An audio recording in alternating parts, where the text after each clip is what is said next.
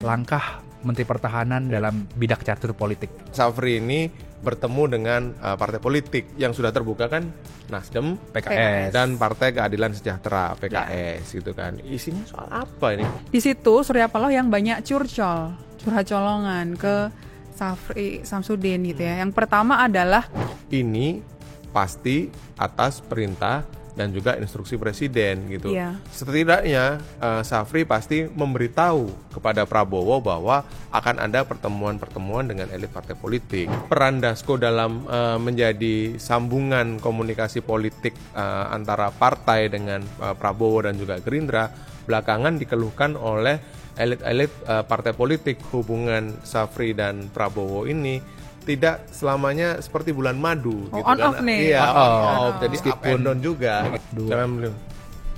Jangan baca dasar sorry brother. Senam dulu. Gitu kan.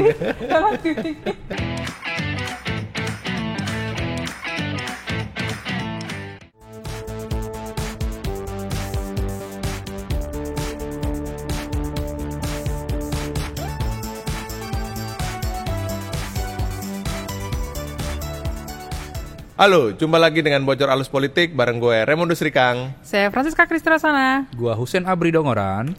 Buat teman-teman yang ingin membaca laporan Tempo, silahkan klik di link di deskripsi di bawah ini ya. Jangan baca dan sebarkan konten bajakan karena ada hak ciptanya. Pemirsa, jurnalisme yang berkualitas hanya bisa tumbuh dan berkembang atas dukungan Anda. Karena itu, jangan lupa langganan Tempo Plus. Lu ngapain pegang handphone terus? Baru handphone lu? Iya nih Kang, soalnya kita mau hadir di acara Idea Fest 2025. Mantap. Tanggal 2 November di JCC. Oke.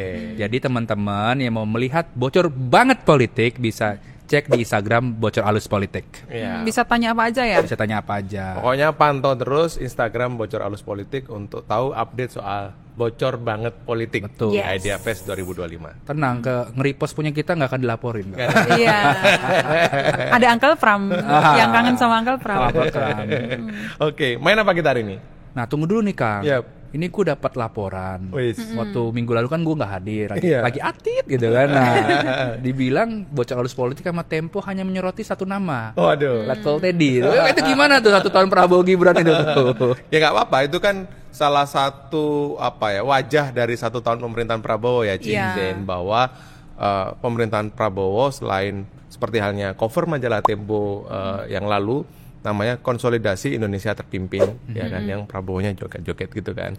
Nah itu salah satu wajahnya adalah komunikasi yang dikeluhkan oleh para pembantu presiden. Itulah kira-kira. Tersentral pada satu orang. Satu orang. Padahal kalau baca lengkap majalahnya tuh kan ada aspek hukum, Oh ekonomi, iya. lingkungan. Iya. Kalau podcast ada juga kan tukang kupas perkara, Ya. jelasin dong soal ekonomi. Itu ya harus nonton secara utuh lah. Ya. Jadi tidak hanya melihat satu sisi saja ya, Iya. tapi harus melihat semua konten-konten jurnalisme berkualitas dari Tempo.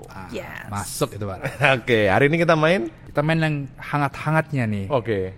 Langkah Menteri Pertahanan dalam bidak catur politik. Wes, mantap. Jadi Menteri Pertahanan Safri Samsudin dalam beberapa hari yang terakhir ini bertemu dengan sejumlah elit partai politik ya. Iya. Dan itu langsung nih, ini Menteri Pertahanan tidak ada, ya kira-kira jauh lah dari urusan hal ihwal politik, tapi kemudian Pak Safri ini bertemu dengan partai politik begitu kan. Iya. Tidak hanya 1, 2 gitu ya kan? 2 yang terbuka. Dua yang Ya, terbuka. ternyata lagi, ada satu ada lagi. yang Satu tidak lagi. terendus. Ya. Nanti Iya. bisa dibaca di laporan majalah Tempo. Ya, oke. Tapi kita mau bocorin dulu nih. Ah. Pertemuan dengan yang sudah terbuka kan, Nasdem, PKS. dan Partai Keadilan Sejahtera (PKS) gitu kan. Isinya soal apa ini? Bener nggak soal Komcat atau Bela negara. bela negara gitu? Bener nggak itu? Sid? Betul. Sid? Ada pembicaraan seperti itu ya. Ini kronologis dulu ya. Ya. Kan Safri Samsudin tuh bertemu dengan Surya Paloh, Ketua Umum Nasdem tanggal 15. Tanggal 17-nya ketika Prabowo ulang tahun ketemu sama sejumlah petinggi PKS ya di kantor Kemenhan begitu. Nah, kemarin gue sama Daniel udah wawancara orang-orang PKS untuk mencari tahu apa sih yang didiskusikan dalam pertemuan bersama Safri Samsudin begitu. Yang gue dengar dibukanya dengan video, bener nggak itu? Ya. Nonton video dulu. Nonton video dulu Oke. soal kondisi negara, program-programnya Prabowo dan seterusnya. Lalu masuk tadi yang lu bilang Kang soal Komcat dan lain-lain begitu ya. Lalu yang menarik juga ini. Nah, jadi PKS menyampaikan soal kondisi negara dan dia membandingkan Indonesia dengan Nepal. Kan waktu di Agustus kan Indonesia kerusuhan tuh. Iya. Waktu itu kan sempat ada narasi atau wacana untuk mematikan media sosial meskipun dibantah oleh sejumlah pejabat pemerintah ya. Nah, di waktu yang berdekatan dengan kerusuhan di Indonesia, di Nepal kejadian tuh kerusuhan tuh. Betul. Dan pemerintahan Nepal men-shutdown media sosial mereka dan melakukan pendekatan pertahanan seperti itu dan akhirnya pemerintahan di Nepal jatuh. Iya. Nah, lalu dari orang PKS itu menyampaikan soal kita atau pemerintahan itu perlu pendekatan humanis kepada pada masyarakat dan lain-lain gitu. Ya cukup panjang sejam lebih diskusinya gitu dan ya gue tanya juga ini gimana sih awal mula pertemuan orang-orang PKS dengan Pak Safri. Nah, Ketua Majelis Suro PKS Muhammad Soebul Iman itu udah bertemu juga dengan Safri gitu kan. Kutanya lah sama narasumber ini nih, kok bisa sih ketemu dulu kan pintu politiknya bukan lewat Pak Safri, gue bilang gitu. Yang memang MSI Muhammad Soebul Iman itu teman lama sama Safri Samsudin. Nah, terus gue cecar juga lah, ini kok bisa bertemunya berdekatan gitu kan. Iya, karena 4 hari sebelum tanggal 17 itu Soebul Iman WA Pak Safri gitu kan, akhirnya bertemu. Nah, yang menariknya adalah soal ini lagi-lagi seperti 1 tahun Prabowo kemarin soal komunikasi ke presiden. Wah, sama aja ini lagu lama nih. Lagu lama. Kenapa? Karena PKS ini merasa kok akses atau komunikasi dengan presiden ini sulit sekali begitu ya. Bahkan menterinya PKS ya Shirley itu, Menteri Tenaga Kerja ya, itu juga aksesnya terbatas untuk berdiskusi dengan presiden gitu. Apakah pertemuan ini artinya soal kementerian ya? Apakah ini juga menyoal struktur atau komposisi kader PKS di kabinet, Sin? Ya, ada keluhan seperti itu ya dari orang yang mengetahui pertemuan itu ya, bahwa PKS ini merasa kok satu doang menterinya gitu kan ya. Kalah nih sama Gelora. Gelora tuh 2 wamen ya. 2 wamen. Jangan-jangan 2 wamen dihitung 1 menteri itu. Gitu. Jadi ada keluhan soal komposisi karena kan itu PKS itu di 2014 dukung Prabowo. 19 dukung Prabowo juga. 2024 dukung Anies gitu, berbeda. Gue sempat ledekin. PKS ini hat-trick kalahnya. Hat-trick kalahnya. Hat-trick kalah di Pilpres okay. gitu. Nah, Sin, kan kita juga melihat bahwa Safri Samsudin juga bertemu dengan Ketua Umum Partai Nasdem, Surya Paloh. Sementara Partai Nasdem ini tidak memiliki wakil di pemerintahan, artinya baik menteri maupun wakil menteri setidaknya ya, kita atau kepala lembaga gitu. Untuk apa ini ditemuin kalau tidak ada wakil di pemerintahan? Sebetulnya ceritanya gini Kang Sen, jadi hari-hari sebelum Safri ketemu dengan Surya Paloh itu sudah ada komunikasi dulu antara Safri dan Surya Paloh, tapi melalui staf-stafnya. Jadi Safri melalui stafnya di Kementerian Pertahanan menghubungi orang dekatnya Surya Paloh yang satu daerah nih. Nah, kemudian mereka berjanji untuk bertemu, kemudian pertemuannya itu ada di kantor Kementerian Pertahanan.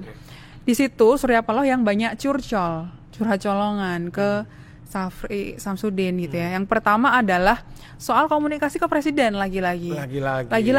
Jadi selama 1 tahun Prabowo menjadi presiden, Surya Paloh tuh susah banget ketemu dengan Prabowo. Dia membandingkan ketika Jokowi menjadi presiden, dia bisa kapanpun bolak-balik ke Istana Negara. Ingat nggak ketika kita menulis beberapa waktu yang lalu gitu ya, Surya Paloh di pulau, kemudian tiba-tiba dipanggil Jokowi ke istana jam 6 sore. Dia kemudian menggunakan helikopter dan sebagainya.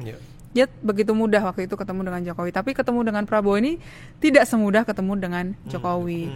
Ada curhatan-curhatan yang lain. Apa itu, Ci? Yang gue dengar nih salah satunya soal keberlangsungan bisnis Surya Paloh. Ya, betul. Yang selama ini kita tahu dan pernah kita tulis juga ya, menjelang pemilihan presiden 2024 agak struggle tuh, agak agak sulit juga Surya Paloh dan grup bisnisnya bernavigasi lah di tengah situasi politik pada waktu itu, karena kita tahu Surya Paloh dan Partai Nasdem mendukung Anies Baswedan yang berseberangan dengan pemerintahan pada waktu itu, ya kan? Sebetulnya ada 2 sumber bisnis yang kemudian rasanya mampet sejak Surya Paloh atau Nasdem mendukung Anies waktu itu ya. Kita sudah pernah menulis waktu itu, dan ini juga disampaikan ketika bertemu dengan Safri.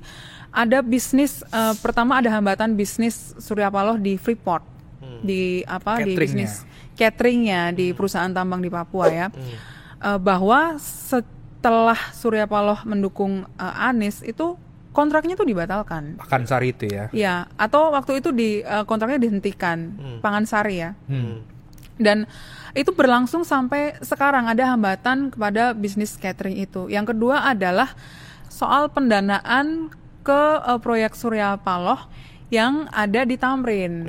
Ini Surya Paloh sedang membangun gedung Indonesia One yang bersebelahan dengan Plaza Indonesia. Kalau kita lihat lewat Bundaran HI itu ada 2 tower gede, tapi kok nggak jadi-jadi. Yang mangkrak itu yang mangkrak itu. Yang satu sudah dilelang ke investor luar negeri.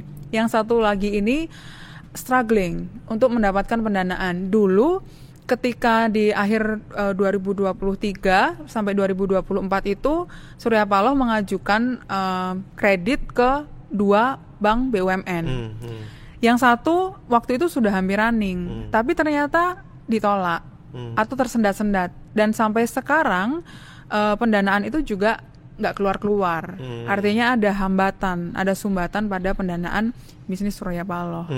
Curcol juga nih Surya Paloh ketika bertemu Safri Samsudin ya. Betul. Mumpung kesempatan kan. Karena menurut narasumber yang kita temui dan kita wawancara, Senci, mereka mengatakan bahwa Pak Safri ini kalau bertemu orang susah banget, gitu kan. Apalagi selektif banget gitu. Apalagi yang berkaitan dengan politik, partai politik atau politik gitu, pasti kemungkinan besar justru nggak akan mau atau bahkan nggak mau terima. Betul kata lu tuh, selektif. Tapi ini terbuka, kan, terbuka, dan ada konferensi pers gitu kan, dan kita cek ini beneran nih Safri Samsudin yang beneran penerima dan kemudian menghendaki ini gitu kan. Karena sebelumnya jaga pekarangan. Jaga pekarangan. Ada istilah jaga perkarangan. Terus gue ledekin ya. Ini jangan-jangan mau menambah perkarangan ya.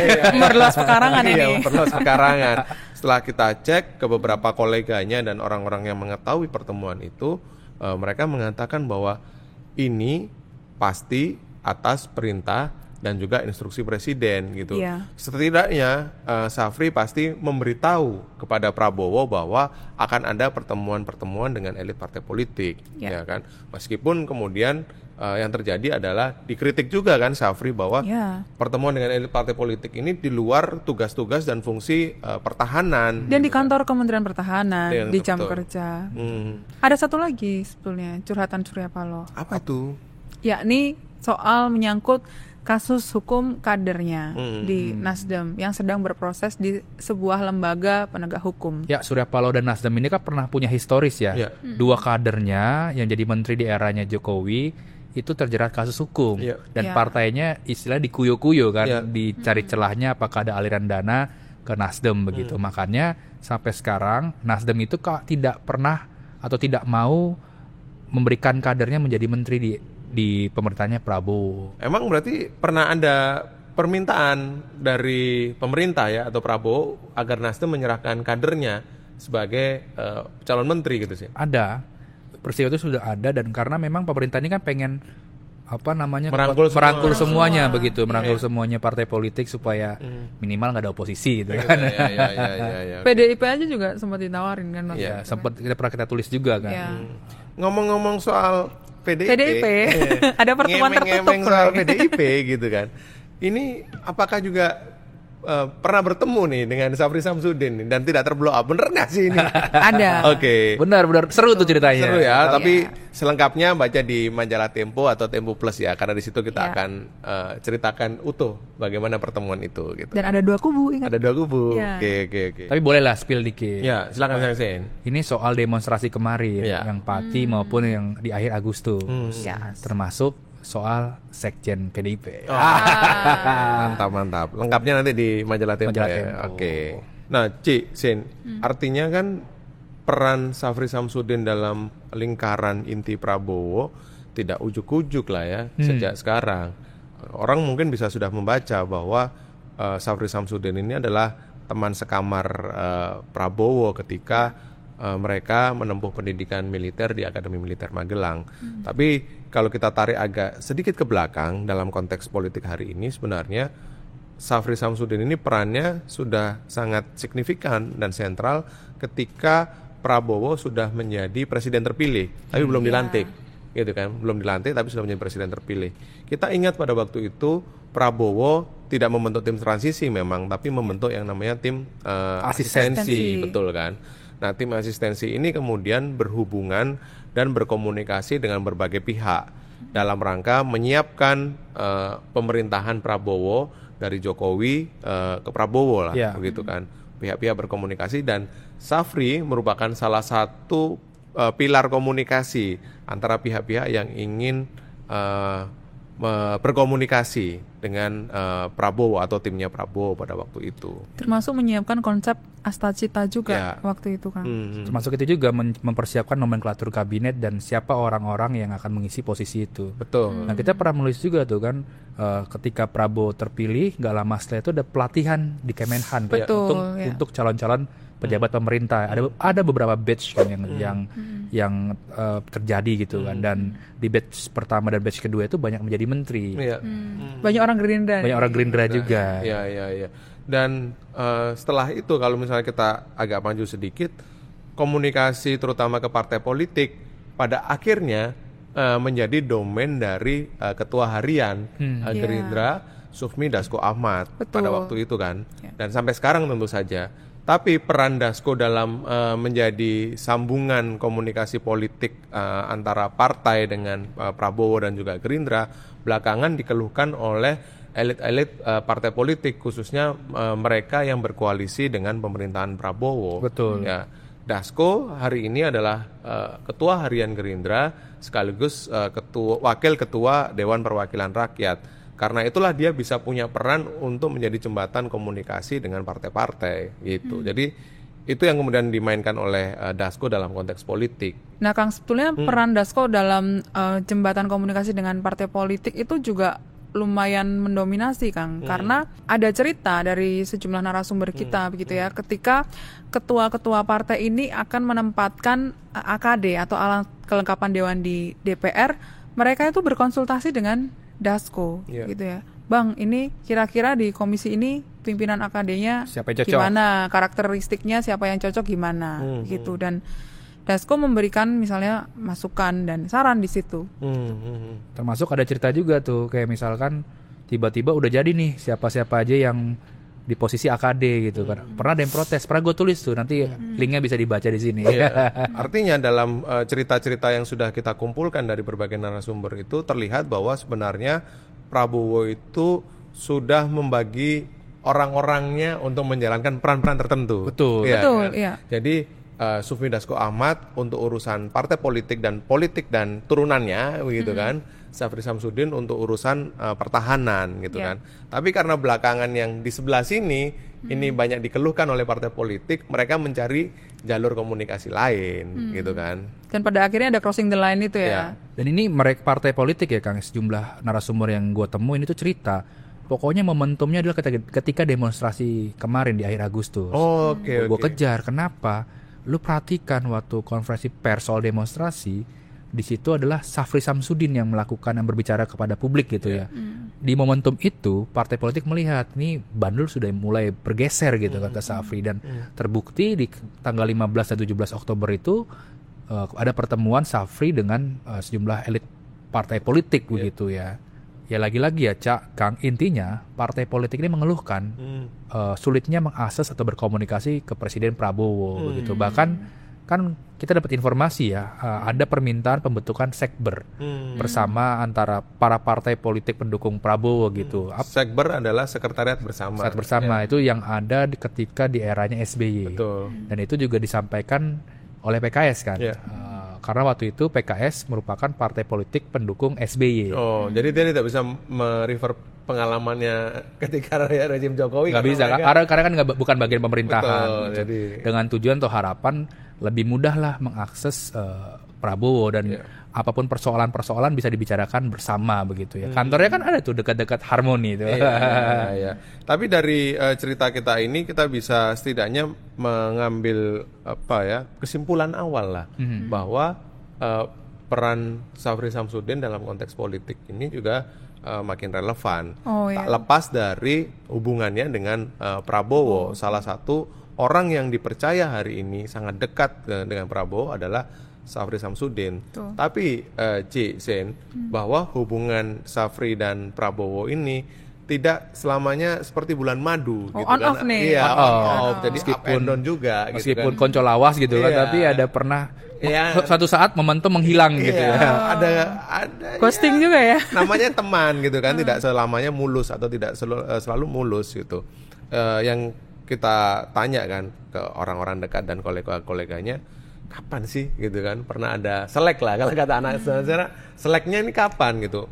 Pernah, jadi dulu sekitar 2012 dan juga 2017, 2016, Ada dua momentum ya. Ya, ada Ya. dua momentum. Ketika pilkada atau pemilihan gubernur Jakarta, ya kan. Dalam dua kesempatan itu, nama Syafri itu masuk ke dalam bursa calon gubernur, ya kan. Di 2012 pada waktu itu kita tahu pada akhirnya Jokowi Ahok menang, tapi sebelum itu nama Syafri Samsudin sempat di-exercise, ya kan, atau sempat dimunculkan gitulah sebagai salah satu calon yang akan diusung oleh Gerindra. Sejumlah koleganya menjelaskan kepada kita ketika kita bertemu ya dengan mereka mengatakan, wah, Pak Syafri itu udah sampai cetak spanduk. Terus kita tanya, kenapa nggak jadi gitu kan? Ya pada waktu itu berkaitan dengan dinamika internal Partai Gerindra. Kalau misalnya Syafri Samsudin yang justru disorongkan sebagai calon gubernur dan menang, ini bisa mempengaruhi atau membuat persaingan dengan Prabowo pada waktu itu. Karena ketika itu Syafri Samsudin masih menjabat sebagai Wamenhan Iya. kan. Iya. Jadi ada kekhawatiran ya jangan-jangan nanti ada dua matahari nih. Iya. Antar teman ini bersaing untuk konsentrasi lebih tinggi lagi gitu. Iya. Dan hal yang sama, artinya peluang yang sama juga muncul ketika 2016 dan 2017 ya, Iya. pilkada DKI pada waktu itu. Jadi pas 2016-2017 itu suasananya bagi kubu Syafri tidak semeriah pada waktu 2012 gitu kan. Itu kata narasumber-narasumber yang kita temui, Ci. Karena di momentum 2016-2017 itu adalah kelompok-kelompok Islam itu kan mendekat dengan Anies Rashid Baswedan begitu ya, dan mata ataupun gerakan partai politik itu juga ke Anies dan Ahok gitu. Dan terakhir belakangan ada AHY muncul ketika itu. Jadi ya baru hanya sekedar pembicaraan begitu, belum ada exercise Syafri ini akan berpasangan dengan siapa. Iya. Selain masuk bursa calon gubernur, sebetulnya Sen Kang, Syafri ini juga pernah masuk dalam radar calon Kepala Badan Intelijen Negara, Oke. Kepala BIN. Di eranya Jokowi berarti. Di era Jokowi di periode pertama. Jadi waktu itu memang ada dukungan beberapa partai politik untuk memajukan Syafri sebagai Kepala BIN. Nah, kemudian nama Syafri ini juga sudah masuk ke PDIP, partai yang berkuasa saat itu. Tapi kemudian oleh PDIP ini ditolak. Kenapa? Karena ada dua hal. Pertama, karena Syafri ini kan dulu wamennya SBY. Oke. Yang kedua adalah rekam jejak Syafri pada peristiwa 1998. Oke. Pada waktu itu Syafri menjabat Pangdam Jaya ya. Betul, Ketika iya. kerusuhan 98, Ya. Syafri Samsudin menjadi Panglima Daerah Militer Jakarta. Betul. Dan perlu diingat Kang, meskipun tadi ya di 2017 dia nggak jadi calon gubernur, 2012 nggak jadi calon gubernur, tapi Syafri ini menjadi bagian tim sesnya Prabowo Iya. di Iya. pemilihan presiden 2019 dan 2024 gitu Iya. kan. Tadi kan nyambung juga ke tim asistensi. Iya. Bahkan ketika Prabowo kalah di 2019, Syafri itu menjadi salah satu asisten khususnya Prabowo kan, Iya. bersama sejumlah purnawirawan TNI membantu Prabowo di Kementerian Pertahanan seperti Iya, itu. Dan banyak sekali masukan-masukan yang disampaikan oleh Syafri kepada Prabowo. Nah, ini kita sudah ngomong soal bagaimana peran Syafri di politik di pemerintahan lah ya. Iya. Tapi bagaimana dengan partai? Karena gue sempat dengar itu juga gitu kan, bahwa sempat ada peluang-peluang juga Safri ke Gerindra juga, bener nggak sih ini? Gitu. Iya, bener tuh Kang. Jadi sejumlah narasumber ya di Gerindra dan orang-orang yang mengetahui proses penyusunan kepengurusan baru Gerindra itu cerita. Lu inget kan? Itu setelah ulang tahun gak lama setelah itu Gerindra merombak kepengurusan baru gitu kan. Jadi orang-orang lama itu nggak aktif lagi, lalu baru tunjuklah ketua umum saja gitu kan. Dan belakangan diganti tuh sekjennya tuh kan. Jadi sekjennya dari Ahmad Muzani, ketua Majelis Permusyawaratan Rakyat, diganti oleh Sugiono yang menjabat sebagai Menteri Luar Negeri. Tapi sebelum itu ada proses-proses yang seru. Gimana serunya? Prabowo sempat mengexercise Safri untuk menjadi sekjen Partai Gerindra gitu kan. Bisa nggak sih ini Safri menjadi sekjen? Lalu sempat lagi bergeser, di-exercise menjadi ketua harian gitu kan. Jadi untuk menggeser ketua harian yang saat ini Sufmi Dasko Ahmad begitu kan, dengan komposisi atau kalau digeser artinya nanti Sufmi Dasko Ahmad itu menjadi sekjen Gerindra begitu, membuat balancing gitu kan. Nah, lu dapat cerita yang sama nggak bahwa Safri Samsudin ini juga sempat di-exercise oleh Prabowo sebagai petinggi Partai Gerindra? Ya, betul. Jadi ada informasi juga, Kang, dari sejumlah narasumber yang kita sudah wawancara ya. Mereka adalah orang-orang dekat Prabowo kah? Mereka adalah orang-orang dekat Prabowo. Bahkan ada yang juga merekomendasikan nama selain Safri atau orang dekatnya Safri gitu ya. Jadi memang waktu itu setelah ramai pergantian Muzani. Kenapa Muzani diganti? Ini konteksnya penting karena ada beberapa hal. Muzani sudah terlalu lama, lalu ada masalah komunikasi. Muzani itu nggak pakai handphone, sama dengan Prabowo. Pakai handphone ajudan dia. Pakai handphone ajudan. Jadi susah sekali dikontak oleh ketumnya orang-orang yang atau orang-orang yang membutuhkan. Karena sekjen itu kan posisinya sebetulnya penting kan, gitu. Kemudian ada satu rapat di Kertanegara waktu itu yang juga diikuti oleh orang-orang dekat Prabowo, orang-orang berpengaruh di Gerindra, membahas siapa nih sekjen selanjutnya. Waktu itu Prabowo bilang bagaimana kalau Muzani. Setelah itu tidak lama setelah itu ada kelompok anak muda di Gerindra yang bernama Geng Ruang Makan. Belakangnya OO semua tuh. Belakangnya OO semua. Yang sekarang jabatannya tinggi-tinggi semua nih di pemerintahan. Ada yang jadi wamen, ada yang jadi menteri gitu kan. Itu kemudian datang ke Prabowo mengusulkan satu nama, yakni Sugiono tadi. Sugiono juga termasuk di Geng Ruang Makan, geng eksklusif lah ini. Kemudian ada alasan kenapa Sugiono yang dipilih oleh mereka menjadi sekjen. Kalau Safri atau orang yang dekat dengan Safri itu terlalu tua untuk sebuah partai yang ingin merengkuh segmentasi anak muda. 2029 untuk Pileg 2029. Sedangkan Sugiono ini dianggap sebagai representasi anak muda di Gerindra. Dan ada informasi juga bahwa anak-anak muda ini termasuk Sugiono disiapkan menjadi pemimpin Gerindra di masa depan. Ada 3 orang, ya salah satunya Sugiono tadi. Tapi ada keluhan juga soal Sugiono, mirip-mirip Muzani. Apa? Komunikasi juga. Betul. Problem pemerintahan sekarang itu komunikasi. Ya. Nah, gue sedikit nambahin ya Kang Ca, yang soal exercise-nya Safri itu menjadi sekjen Gerindra. Jadi pernah ada suatu pertemuan Safri dengan Muzani gitu di bulan Mei 2025. Nah, itu di situ Safri memberitahu bahwa dia sedang di-exercise atau diminta oleh Bowo untuk menjadi sekjen. Jawaban Muzani apa coba? Artinya tidak keberatan jika Safri yang menggantikan Muzani sebagai sekjen. Betul. Tapi dengan dinamika yang ada, ya akhirnya itu tadi dengan penjelasan Cica adalah bahwa Prabowo sedang mempersiapkan anak-anak muda itu untuk memimpin Gerindra. Akhirnya Sugiono yang ditunjuk oleh Prabowo menjadi sekjen. Meskipun proses pergantiannya itu mendadak. Jadi Muzani itu ketika itu lagi melakukan kunker ke Malaysia dan Singapura begitu ya. Ada acara wayang-wayang gitu kan. Nah terus baru diberitahu tuh. Dan di awal Agustus baru ada istilahnya sertijabnya antara Sugiono dengan Muzani. Itu ada di Instagramnya Muzani dan ada di sejumlah pemberitaan juga, bisa dicek gitu. Cerita yang lu kumpulin apa, Ci? Ya. Jadi waktu itu Prabowo menelpon salah satu petinggi Gerindra gitu ya. Kemudian Prabowo memutuskan gimana kalau sekjennya Sugi gitu. Lalu petinggi Gerindra itu oh ya oke, gitu. Bagus juga gitu lah, anak muda dan sebagainya. Kemudian Prabowo meminta petinggi Gerindra itu untuk menghubungi Sugi, lu urus deh katanya. Ya. Kemudian petinggi Gerindra itu mengontak Sugi. Kebetulan Sugi sedang berada di lokasi yang sama dengan Muzani. Sugi lalu menyampaikan kepada Muzani, mulai sekarang saya ditunjuk presiden untuk menjadi sekjen Partai Gerindra. Jadi nggak ada tuh seremoni resmi pergantian atau upacara resmi pergantian sekjen dari Muzani ke Sugiono. Ketika sampai Jakarta, keduanya bertemu dengan Prabowo. Lalu disitulah baru mereka berjabat tangan.